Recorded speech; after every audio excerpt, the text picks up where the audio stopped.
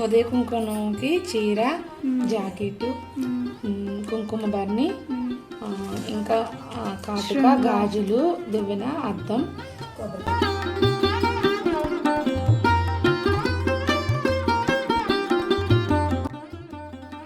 అందరికీ నమస్కారం అండి.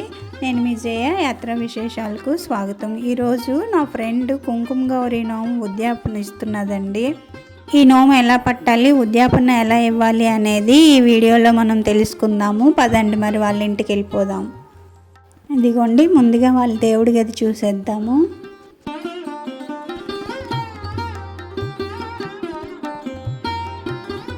ఇదిగోండి, తనే నా ఫ్రెండ్ లక్ష్మి అండి. ఉదయ కుంకుమ నోము ఉద్యాపనిస్తున్నది. ఈ నోము ఎలా పట్టాలి, పట్టిన తర్వాత ఏం చేయాలి అనేది ముందుగా తెలుసుకుందాము. రథసప్తమి నాడు కానీ శివరాత్రి నాడు కానీ దేవుడి పూజ చేసుకొని అక్షతలు చేత్తో పట్టుకొని కథను చదువుకోవాలండి. కథ అయితే ఇలా ఉంటుందండి.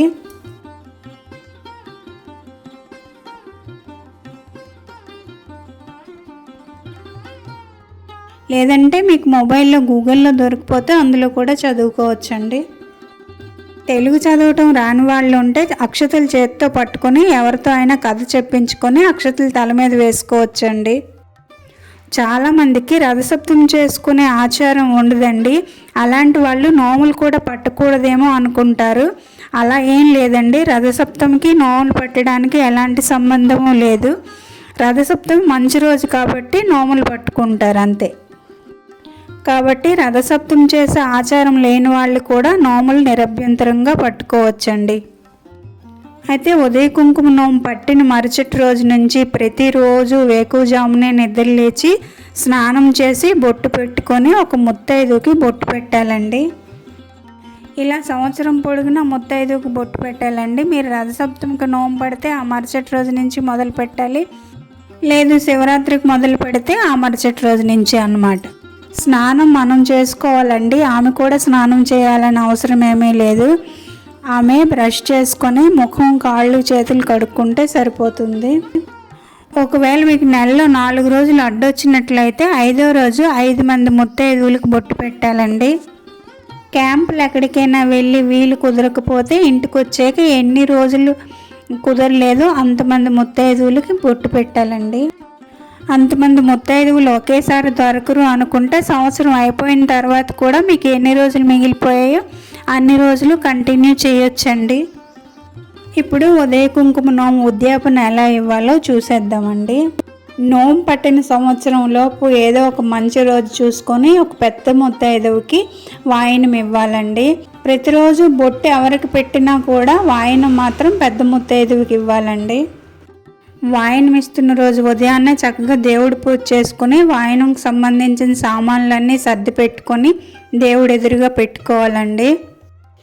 ఆ తర్వాత గౌరీ అష్టోత్తరం చదువుకొని గౌరమ్మకి పరమాన్నం నైవేద్యం సమర్పించుకోవాలి. ఈరోజు బుధవారము, పంచమి, పైగా సరస్వతి పూజ కూడానండి. మంచి రోజని మా లక్ష్మి 3 నోములు ఈరోజే ఉద్యాపనిస్తున్నదండి. ఉదయ కుంకుమ నోము, ఉప్పు గౌరీ నోము, తౌడు గౌరీ నోము అండి. ఈ 3 నోములకు సంబంధించిన పూజా సామాన్లన్నీ దేవుడి దగ్గర పెట్టుకున్నది.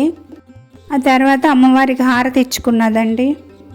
అమ్మవారికి సంబంధించిన ఏ పూజలు నోములు చేసినా ఉదయం స్నానం చేసినప్పుడు ముఖానికి, కాళ్ళకి చక్కగా పసుపు రాసుకొని పారాణి పెట్టుకొని చక్కటి చీర కట్టుకొని తలలో పువ్వులు పెట్టుకొని పూజ చేసుకోవాలండి. ఇప్పుడు నోము ఉద్యాపన అయితే అయిపోయిందండి. వాయనం ఇస్తుంది. ఇంకా పెద్ద ముత్తైదువుని పిలిచి కాళ్ళు కడిగి కాళ్ళకి పసుపు రాసి పారాని పోసిందండి. ఇంక లోపలికి తీసుకెళ్ళి గంధం పోసి బొట్టు పెట్టి వాయనం ఇచ్చిందండి. వాయనంలో ఏం పెట్టిందో చూద్దాము. ఒకటి చీర, ఉదయ కుంకుమకి చీర, జాకెట్, కుంకుమ బర్ని, ఇంకా కాటుక, గాజులు, దువ్వెన, అద్దం. చూసారు కదండి ఉదయ కుంకుమ నోముకి వాయనం ఏమేమి పెట్టింది అనేది. ఇంకా కుంకుమ బరంలో కుంకుమ నిండుగా నింపేసి పెట్టాలండి. వెండైనా, ఇత్తడైనా, కర్రబరినైనా ఇవ్వచ్చండి మన స్తోమతను బట్టి.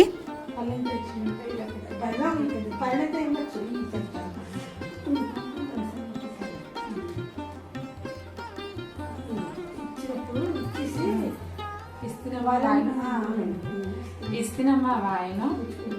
ఇస్తున్న వాయనం ఇస్తున్న వాయనం నేను ఇచ్చిన నోముని అందుకోవడానికి ఎవరు వచ్చారు? ఫలం మీది పళ్ళెం నాది. ఫలం మీది పళ్ళెం నాది.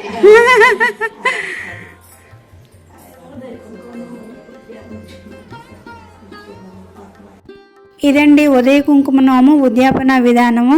నా ఛానల్లో నోముల వీడియోస్ ఇంకా చాలా అప్లోడ్ చేశానండి. ఇంకా నోముల గురించి తెలుసుకోవాలనుకుంటే నా ఛానల్లోకి వెళ్ళి ప్లేలిస్ట్ని క్లిక్ చేస్తే నోములని కనిపిస్తుందండి, అక్కడ క్లిక్ చేసి చూడండి.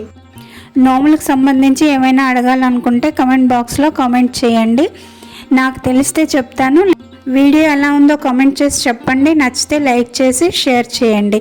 మరిన్ని నోముల వీడియోస్ కోసం నా ఛానల్ని సబ్స్క్రైబ్ చేసుకోవడం మర్చిపోకండి. ఇంకో మంచి వీడియోతో మళ్ళీ కలుద్దాం. అంతవరకు సెలవండి. బాయ్.